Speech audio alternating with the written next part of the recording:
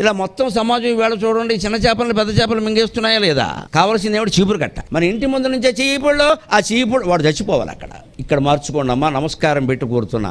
పేదవాళ్ళ దగ్గర, చిల్లర వర్తకుల దగ్గర వస్తువులు కొనండి, పెద్ద దుకాణాలకి వెళ్ళకండి. ఇదే జ్ఞానం, ఇదే జ్ఞానం. మన ఇంటి ముందు నుంచి రోజు తిరుగుతున్నారండి. నీకు బిస్కెట్లు కావాలి, బిస్కెట్లు అమ్మడానికి సామాన్యుడు లేడంటే సైకిల్ వేసుకొచ్చాడు అతను. మనకు అసలు చౌక నచ్చదో. బిస్కెట్ అంటే 100 రూపాయలు ఉండాలి, ఎందుకంటే నాశనం అయిపోవాలి కదా. సగం తినాలి, సగం కుక్కకు పెట్టాలి. అప్పుడు అది కుక్క బిస్కెట్ అయింది. మనకి ప్రతిదీ ఖరీదు ఎక్కువ. మన ఇంటి పక్కనే చిన్న స్కూల్లో బాగా పాఠాలు చెబుతారు, మనకు నచ్చదో. ఇంటర్నేషనల్ పబ్లిక్ స్కూల్ 3 ఎకరాల అమ్మాయి.